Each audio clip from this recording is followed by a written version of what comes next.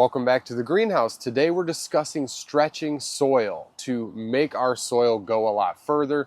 We just dropped a couple $100 on big bricks of soil somewhere over here. So I wanted to discuss how we're stretching it and getting more for our money and more bang for our buck. So if that sounds interesting, please consider subscribing to the channel. This is pretty much all we do here, so let's jump right into this. So we're gonna start outside today and then we'll work our way back in here dealing with compost. It's sitting about 47 degrees. It's a warm 47. The sun just tucked behind clouds. And we just had like 65-mile-an-hour winds or 70-mile-an-hour winds.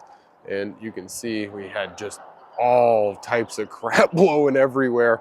So I just came out here and we had thrown these out yesterday. This is all the crops that were underneath tarps.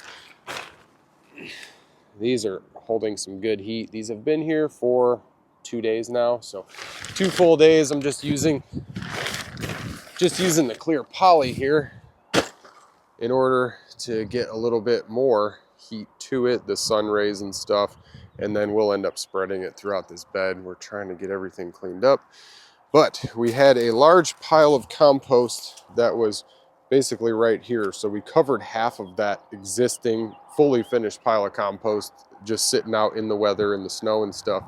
So we started sifting through it, and this is everything that is on top.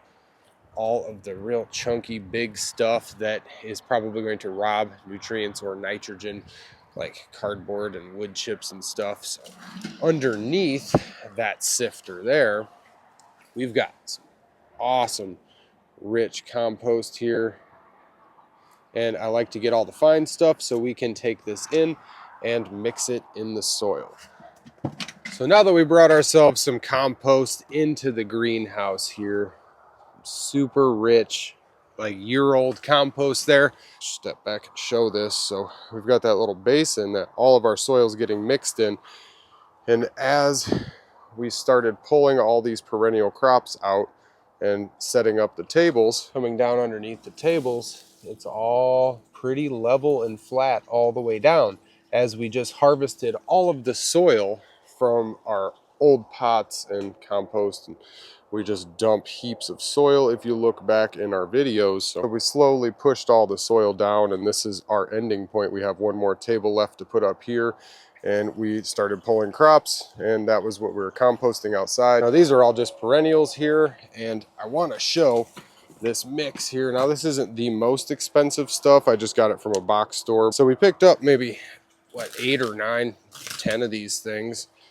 And they are not cheap, so about 25 bucks for these 4 cubic yards, but it's pretty good stuff. It's super compressed, but we've got tons of vermiculite and perlite, all the good stuff that I don't have to buy separately. We'll be able to get a lot of pots out of this little bed right here. And it's probably not the best video right now because I'm just trying to get all this spread out here. Yeah, 4 cubic yards packed into that thing. Now what I wanted to share, if you're really on a budget, you can throw a little bit of wood ash, a bunch of super sifted wood ash there, and we've got lots of sand that we can use. Anything you can use to stretch that soil out.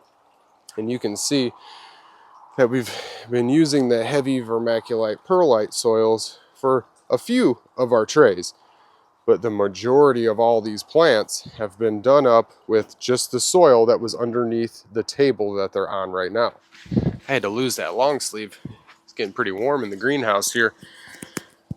Spring is coming early in zone 5A, 4B, it feels like, but then again, we had a blizzard and 60-mile-an-hour winds the other day. So using these methods to stretch our soil allows us to lower the cost per unit on our potted plants, and we're able to keep our prices pretty reasonably low, lower than most other people at our farmers market. And by using all of that fresh compost and native soils mixed all together with the potting soil, we're able to create a very sustainable soil that is going to hold a potted plant for a lot longer. It's going to have the nutrients, it's going to have the weight and the density for the water and moisture retention, and it's still going to have all this potted soil in here so it can breathe and have drainage and not become stagnant. All right, this is all the stuff we caught in our sifter. Just wanted to show that. Now we are potting some things up with this batch of soil right here. So my son and I were out here pulling up a bunch of echinacea. These are coneflower here. So they almost grow kind of like a Jerusalem artichoke on a tuber. So super simple to pull them up, plop them right in. Now you might think some of them are dead, but as long as you've got a little purple on them, it's really early in the season for those to be popping up out of the ground. Lots of these here. Digging them up and dividing them is a great way to propagate like a hedgerow or just more plants, whatever you see the need for. So just going ahead and covering them all the way up here.